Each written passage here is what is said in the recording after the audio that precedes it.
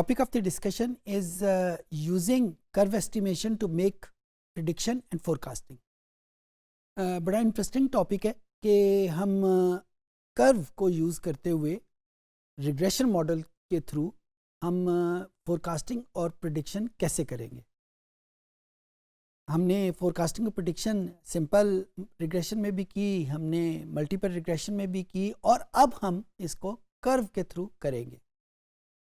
तरीक़ेकार इसका एग्जैक्टली वही है, इसमें कोई चेंज नहीं है.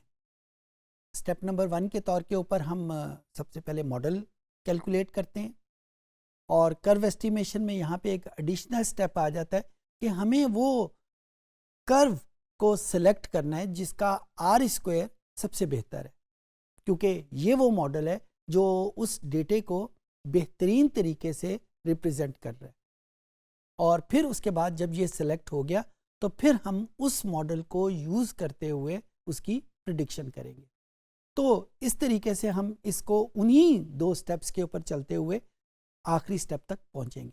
तो हम SPSS पे चलते हैं और देखते हैं कि इसको हम SPSS में कैसे रेंडर करेंगे. ये तरीका थोड़ा सा डिफरेंट है सिंपल और मल्टीपल के रेफरेंस से, लिहाजा आई वुड सजेस्ट कि ज़रा इन पॉइंट्स को गौर से देख लीजिएगा. ओके, जो मैं डेटाबेस यूज़ कर रहा हूँ वो कस्टमर डी बेस है. डिपेंडेंट वेरिएबल के तौर के ऊपर मैं क्रेडिट कार्ड को रख रहा हूँ, और इंडिपेंडेंट वेरिएबल के तौर के ऊपर मैं हाउस होल्ड इनकम को रख रहा हूँ. तो स्टेप नंबर 1 के तौर के ऊपर मैं यहाँ पे एनालाइज, रिग्रेशन और कर्व एस्टिमेशन के ऊपर आऊँगा. डिपेंडेंट वेरिएबल में credit card debt, independent variable में हाउस होल्ड, और स्टेप नंबर 1 में मुझे अब वो मॉडल तलाश करना है कि जिस मॉडल को मैं फोरकास्टिंग के लिए यूज़ करूँगा. SPSS मुझे एक वक्त में बहुत सारे ऑप्शंस प्रोवाइड करता है. अगर मैं टोटल इनकी तादाद गिनूं तो 11 डिफरेंट ऑप्शन मुझे प्रोवाइड करता है कि जिनको यूज़ करते हुए मैं मॉडल डेवलप कर सकता हूं. कुछ मॉडल इसके लिए, इस सिचुएशन के लिए ठीक होंगे, कुछ मॉडल इस सिचुएशन के लिए ठीक नहीं होंगे. मुझे कैसे पता चलेगा कि ये मॉडल ठीक है या ये मॉडल गलत है? मेरे पास 2 तरीके हैं.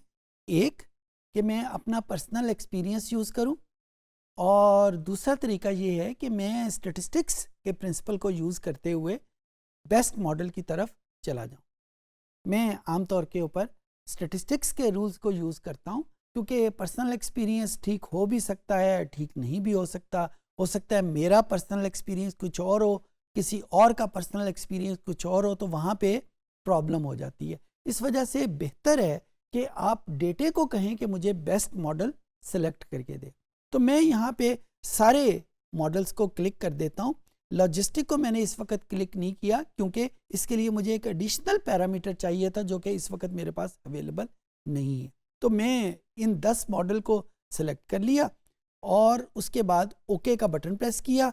अब मुझे इस टेबल ने ना सिर्फ मुझे उसकी शेप के बारे में बता दिया, बल्कि उसके न्यूमेरिकल पैरामीटर्स के बारे में भी बता दिया.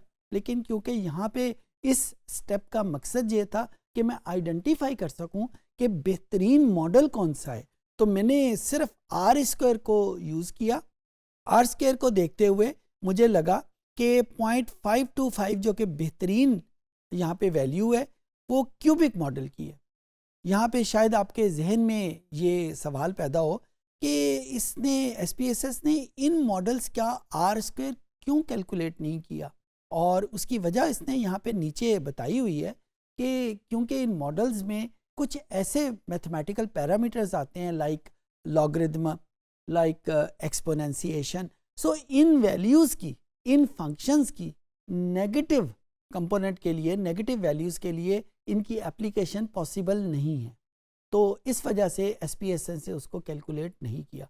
तो वही प्रिंसिपल जो मैं यूज़ कर रहा हूँ कि डेटा मुझे खुद ब खुद सजेस्ट कर रहा है कि कौन सा मॉडल एप्लीकेबल है और कौन सा मॉडल एप्लीकेबल नहीं है. और यहाँ से मुझे पता चल गया कि cubic model is the best model for this particular situation. और क्यूबिक मॉडल मुझे 52.5% एक्सप्लेनेशन देता है, क्योंकि आर स्क्वायर की वैल्यू 0.525 है. तो इसको जब मैंने कन्वर्ट किया परसेंटेज में तो ये 52.5 बना. तो 52%, 52.5% of the variation in dependent variable is just due to the household income according to cubic model. बाकी सब मॉडल के हिसाब से ये डिफरेंट है. तो मैंने यहाँ पे क्यूबिक मॉडल को सिलेक्ट कर लिया. अब स्टेप नंबर 2 में जिसमें मैं उसकी प्रिडिक्शन और फोरकास्टिंग में जाऊँगा वो कुछ यूँ होगा. बिल्कुल उन्हीं स्टेप्स को यूज़ करूँगा, रिग्रेशन, लीनियर और कर्व एस्टिमेशन. अब मैं यहाँ पे बाकी जितने सारे मॉडल्स हैं उनको अनसेलेक्ट कर दूंगा क्योंकि मुझे तो चाहिए ही सिर्फ क्यूबिक है. और क्यूबिक क्यों चाहिए? क्योंकि क्यूबिक वो मॉडल है जिसकी पावर सबसे ज़्यादा है. तो मैंने इसको सेलेक्ट कर लिया. यहाँ पे ये सेव का बटन है. इस सेव के बटन को मैंने क्लिक किया और क्लिक करने के बाद मुझे यहाँ पे प्रिडिक्टेड वैल्यूज़ के नाम का एक आइकन नज़र आ गया और इसका ये जो रेडियो बॉक्स है इसको मैंने क्लिक कर लिया. बाकी चीज़ें मुझे इस वक्त नहीं चाहिए थी तो मैंने इसको नहीं क्लिक किया. मुझे जस्ट प्रिडिक्टेड वैल्यू चाहिए. यहाँ पे ये जहन में रखिएगा कि इस वक्त इस कर्व एस्टिमेशन के रेफरेंस से मुझे SPSS इसको फोरकास्टिंग को और प्रिडिक्शन को एक ही नाम दे रहे. Technically these are 2 different things और इनमें क्या डिफरेंस है I would suggest to refer to that module जिसमें मैंने इनको बड़ी तफसील से बताया था कि what is the difference between forecasting and prediction. इस वक्त मैं सिर्फ इसको ये बता के कि SPSS इन दोनों वैल्यूज़ को एक ही ट्रीट कर रहा है. लेकिन आपके जहन में ये होना चाहिए कि प्रिडिक्शन क्या है और फोरकास्टिंग क्या है. तो आपने प्रिडिक्शन को क्लिक कर दिया, कंटिन्यू का बटन प्रेस किया और उसके बाद दूसरा काम जो यहाँ पे करना है वो ये कि वो नई वैल्यूज़ कौन सी हैं जिस वैल्यू के लिए आपने इसको कैलकुलेट करना है. तो आप हाउस होल्ड इनकम के ऊपर जाएंगे और आखिर में वो नई वैल्यूज़ लिख लेंगे जिन वैल्यूज़ को यूज़ करते हुए आपने फोरकास्ट करना है. लेट्स से 100 एक ऐसी वैल्यू है जिसके अगेंस्ट आपने इसको प्रिडिक्ट करना है. तो ये नई वैल्यू लिखी गई. यहाँ पे इंडिपेंडेंट वेरिएबल क्योंकि एक ही है लिहाजा मैं एक ही वैल्यू नहीं लिखूँगा और फिर उसी तरीके से एनालाइज, रिग्रेशन, कर्व एस्टिमेशन और सेव में जाके ये इंश्योर कर लिए ये प्रिडिक्टेड वैल्यू मौजूद है. कंटिन्यू का बटन प्रेस किया. इसमें सिर्फ क्यूबिक को ऑन रहने दिया. क्यूबिक को सिर्फ क्यों ऑन रहने दिया? क्योंकि क्यूबिक ही वो मॉडल है जो बेहतरीन R² प्रोवाइड करता है.